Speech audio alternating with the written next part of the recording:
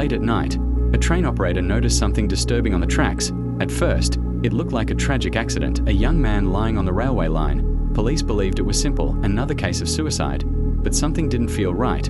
The injuries didn't match the impact of a train, and the deeper investigators looked, the darker the story became, because this wasn't a suicide, this was a murder. And someone had carefully staged the scene, hoping no one would ever discover the truth. This is the story of a young man whose death was meant to disappear under the wheels of a train, but the truth refused to stay buried. It was early morning when railway workers reported the body. The location was quiet, a stretch of railway outside the city. Trains rarely slowed down there. When police arrived, they saw a young man lying across the tracks. At first glance, the case looked straightforward. Investigators assumed he had taken his own life. Cases like this happen around the world. People overwhelmed by life sometimes choose tragic endings, and railway tracks are often involved.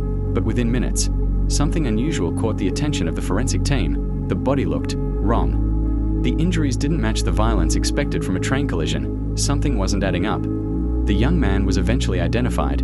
He was in his 20s. Friends describe him as energetic, social, and full of plans for the future. He wasn't known to struggle with depression. In fact, just hours before his death, he had been seen with friends. He had spoken about upcoming plans. Nothing suggested someone preparing to end his life, which raised an important question. If he didn't plan to die, then how did he end up on those tracks? Forensic experts began a closer examination, and what they found changed the direction of the entire investigation. Some injuries on the victim's body appeared to have happened before he was placed on the railway. Bruises, blunt force trauma, signs of a struggle. These were not injuries caused by a train. This meant only one thing: the young man was already dead, or dying, before his body ever touched the tracks. The suicide theory collapsed instantly. Police were now investigating a murder. Investigators retraced the victim's final hours. They spoke to friends. They checked phone records, and they reviewed surveillance cameras. Slowly, a timeline began to form. The victim had spent the evening with a small group of acquaintances. At some point during the night, something happened. An argument, a fight. Witnesses later described shouting and tension, but no one expected what would happen next. Because sometime after that confrontation, the young man disappeared, and hours later, his body appeared on the railway tracks. The killers had a plan. After the violence, they realized the situation had escalated beyond control. Someone was dead. Panic set in, but instead of calling for help, they tried to hide the crime. They transported the body, late at night, to the railway line. The idea was simple. If a train hit the body, the evidence would be destroyed. Police would assume it was suicide, and the killers would walk free. But criminals often underestimate one thing: forensic science. Police focused on the last people who had seen the victim alive. Their stories didn't match.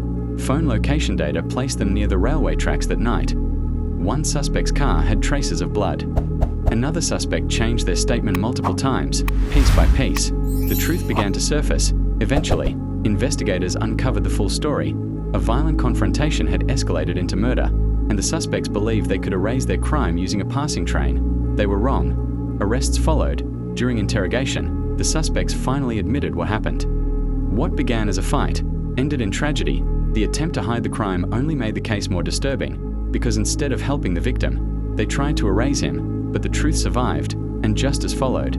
This case is a reminder of something chilling. Some murders are not committed in cold blood. They happen in moments of anger, moments that destroy lives forever, and sometimes, the killers believe they can hide the truth, but science, evidence, and time have a way of revealing what really happened, even when the crime is staged to look like suicide.